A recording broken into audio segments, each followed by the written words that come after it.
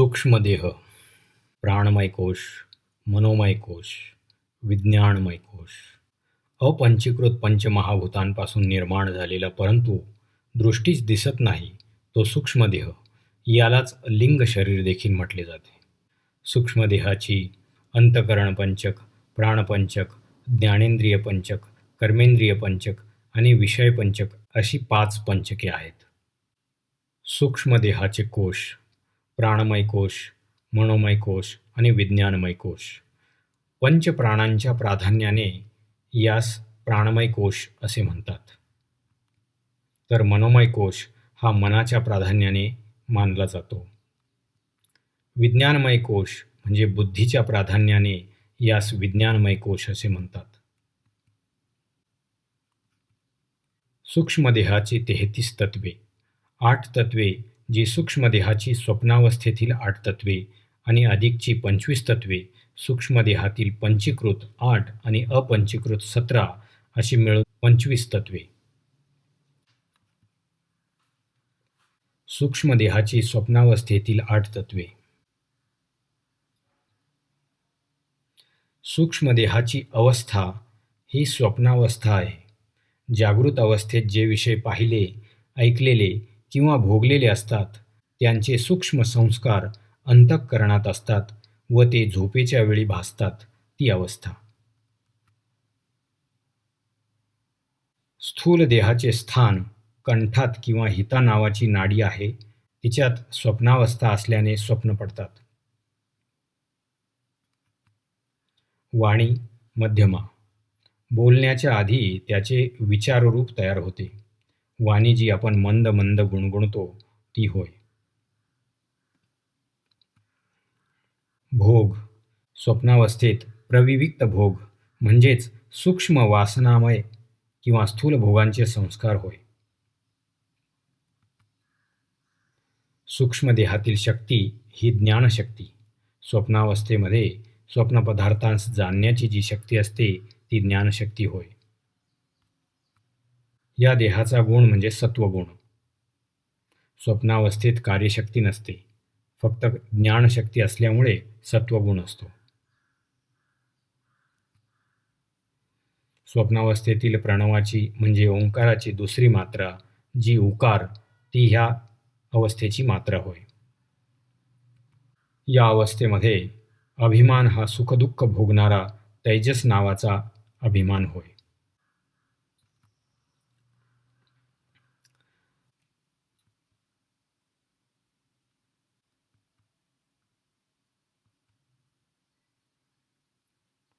सूक्ष्मदेहाची 25 तत्वे.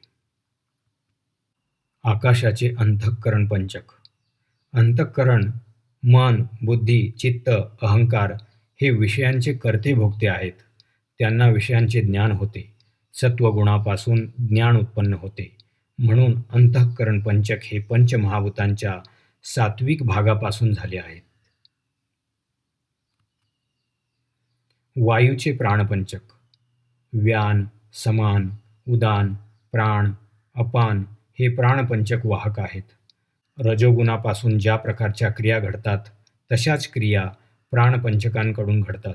म्हणून ते पंचमहाभूतांच्या राजस भागांपासून झालेले आहेत.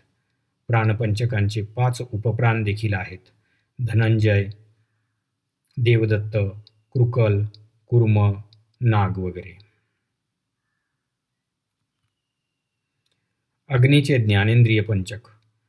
श्रोत्र, त्वचा, नेत्र, जिव्हा, घ्राण हे ज्ञानेंद्रिय पंचक ज्ञानाचे द्वार आहेत. सत्वगुणापासून ज्ञान उत्पन्न होते. म्हणून ज्ञानेंद्रिय पंचक हे पंचमहाभूतांच्या सात्विक भागांपासून झालेले आहेत. जलाचे कर्मेंद्रिय पंचक. वाचा, पाणी, पाद, शिश्न, गुद हे कर्मेंद्रिय पंचक सेवक आहेत. रजोगुणापासून जशा प्रकारच्या क्रिया घडतात तशाच क्रिया कर्मेंद्रिय पंचकांकडून घडतात. म्हणून ते पंचमहाभूतांच्या राजस भागांपासून झालेले आहेत.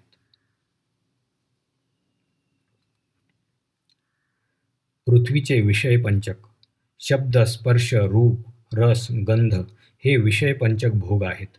विषय पंचकांत ज्ञान नाही, ते केवळ जडरूप आहेत, म्हणून ते पंचमहाभूतांच्या तामस भागांपासून झालेले आहेत.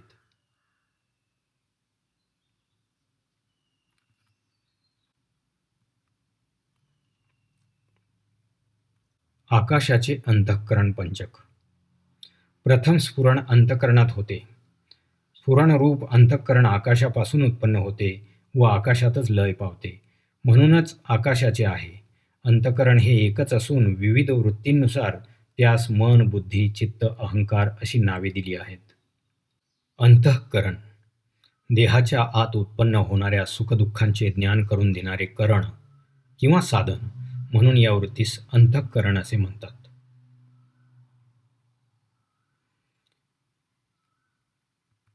अंतःकरणाचे कार्य प्रथम स्फुरण होणे. अंतःकरणाची देवता विष्णू आहे.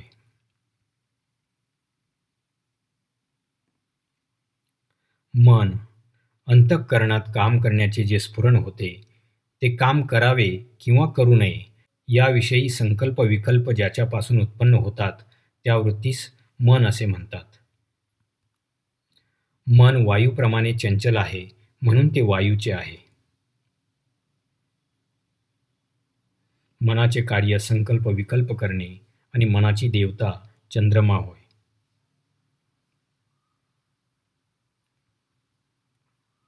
बुद्धी मनात आलेल्या संकल्प विकल्पांपैकी योग्य त्या कामाचा निश्चय ज्याच्यामुळे होतो त्या वृत्तीस बुद्धी असे म्हणतात. बुद्धी स्वप्रकाश तेजोमय आहे, म्हणून ती अग्नीची आहे.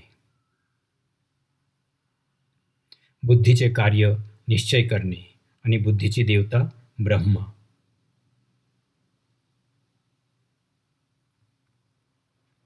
चित्त काम करण्याविषयीचे चिंतन जे करते त्या वृत्तीस चित्त असे म्हणतात. चित्त जलाप्रमाणे द्रवीभूत होते, म्हणून जलाचे आहे. चित्ताचे कार्य चिंतन करणे. चित्ताची देवता नारायण.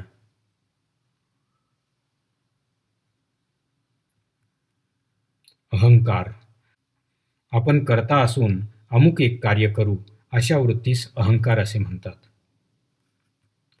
अहंकार पृथ्वीप्रमाणे फार मोठा आणि जड आहे, म्हणून तो पृथ्वीचा आहे. अहंकाराचे कार्य अभिमान उत्पन्न करणे आणि अहंकाराची देवता रुद्र आहे.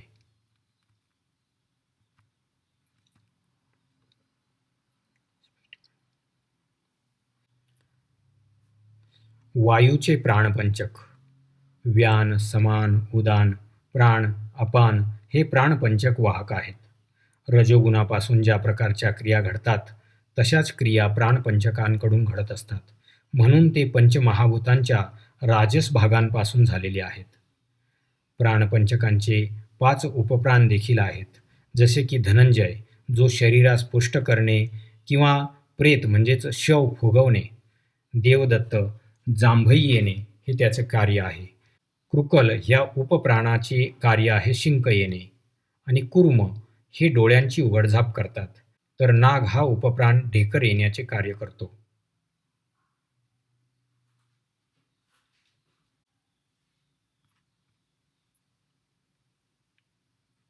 व्यान हा वायू देहाच्या सर्व स्थानांमध्ये राहून सर्व सांधे मागे पुढे हलवण्याचे कार्य करतो.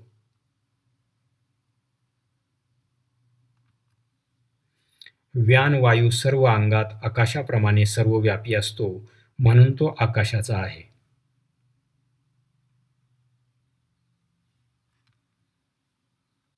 समान हा वायू नाभिस्थानात राहतो. तो अन्नपाण्याचे जठराग्नीत पचन झाल्यानंतर त्याचा सूक्ष्म भाग मन, बुद्धी व प्राण यांच्यासाठी, तर मध्यम भाग नाड्यांच्या माध्यमाने सर्व शरीरात आणि शेवटी स्थूल भाग मलमूत्र रूपाने विसर्जित करण्याचे कार्य करतो.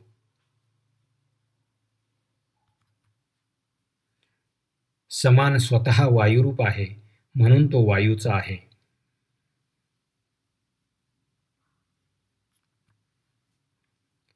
उदान हा वायू कंठस्थानात राहतो.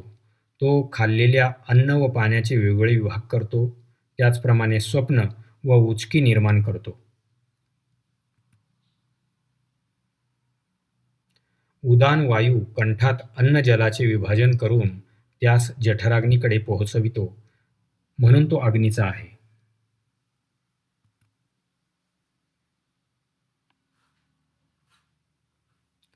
प्राण हा वायू हृदयस्थानात राहतो. तो दिवस व रात्र मिळून एकंदर 21,600 वेळा श्वासोच्छवास घेण्याचे कार्य करतो.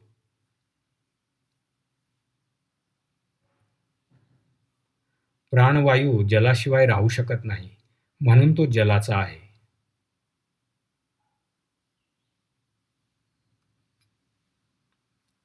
अपान हा वायू गुदस्थानात राहतो. तो मलविसर्जनाचे कार्य करतो. अपान वायू पृथ्वीचा भाग, जो मल त्यास गुदद्वारातून बाहेर काढतो, म्हणून तो पृथ्वीचा आहे.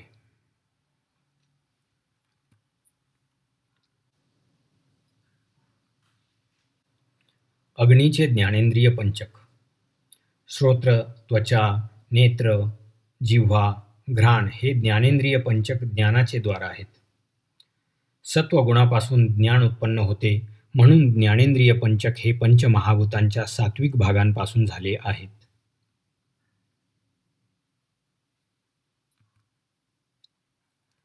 श्रोत्र अर्थात कान. श्रोत्रेंद्रिय आकाशाचा गुण, जो शब्द तो ऐकते, म्हणून ते आकाशाचे आहे.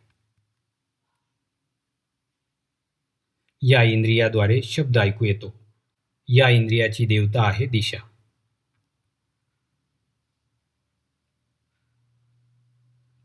त्वचा. त्वचा वायूचा गुण, जो स्पर्श तो जाणते, म्हणूनच ती वायूची आहे. या इंद्रियाद्वारे शीत, उष्ण, कोमल, कठीण असे स्पर्श समजतात. त्वगेंद्रियाची देवता वायू आहे. नेत्र. नेत्र अग्नीचा गुण, जे रूप ते पाहते, म्हणून ते अग्नीचे आहे. या इंद्रियाद्वारे नाना प्रकारची रूपे दिसतात. नेत्रेंद्रियाची देवता सूर्य आहे.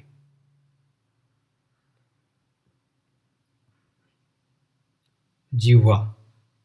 जिव्हेंद्रिय जलाचा गुण, जो रस त्याचे ग्रहण करते, म्हणून ते जलाचे आहे. या इंद्रियाद्वारे खारट, आंबट, गोड, तिखट इत्यादी रस कळतात. जिव्हेंद्रियाची देवता वरुण. नाक किंवा घ्राण.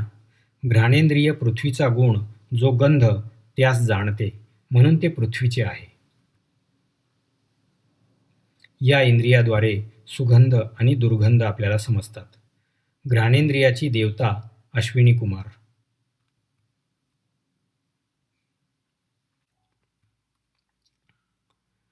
जलाचे कर्मेंद्रिय पंचक. वाचा, पाणी, पाद, शिश्न, गुद हे कर्मेंद्रिय पंचक सेवक आहेत. रजोगुणापासून जशा प्रकारच्या क्रिया घडतात, तशाच प्रकारच्या क्रिया कर्मेंद्रियांकडूनही घडत असतात, म्हणून ते पंचमहाभूतांच्या राजस भागांपासून झालेले आहेत.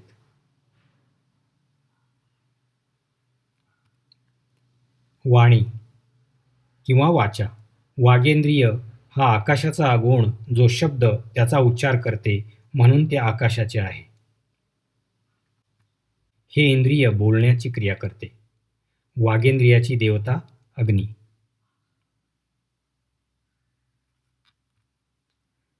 हात किंवा पाणी किंवा हस्त. वायूचा गुण, जो स्पर्श त्यास प्रतिसाद देतात, म्हणून ते वायूचे आहेत.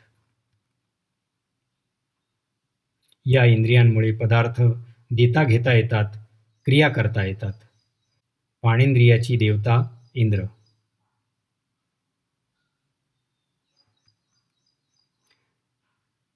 पाद किंवा पाय. अग्नीचा गुण, जे रूप त्यास डोळ्यांनी पाहण्यासाठी प्रतिसाद देतात, म्हणजेच चालतात, म्हणून ते अग्नीचे आहेत. हे इंद्रिये जाण्या येण्याची, चालण्याची क्रिया करतात. पादेंद्रियाची देवता उपेंद्र, म्हणजेच विष्णू आहे.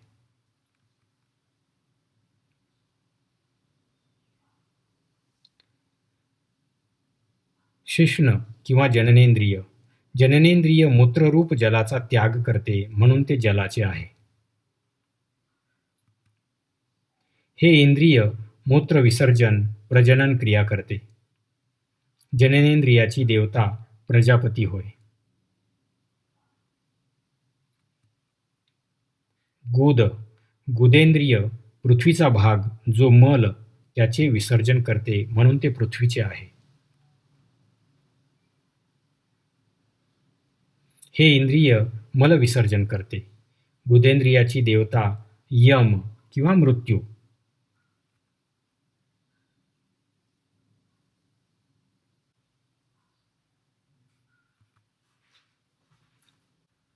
पृथ्वीचे विषयपंचक.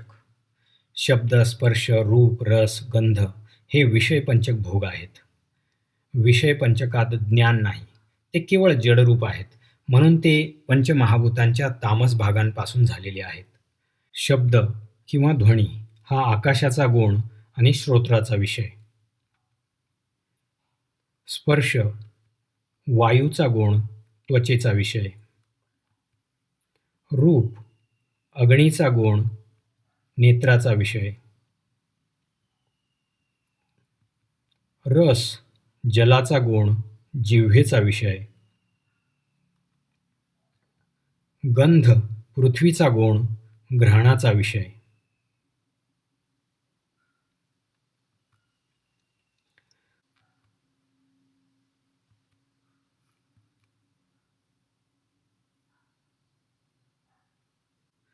सूक्ष्मदेहाविषयी निश्चय. सूक्ष्मदेह आणि कोशत्रय मी नाही. सूक्ष्मदेहाची 33 तत्वे आणि कोशत्रय म्हणजेच प्राणमय कोश, मनोमय कोश आणि विज्ञानमय कोश मी नाही, अर्थात सूक्ष्मदेह मी नाही.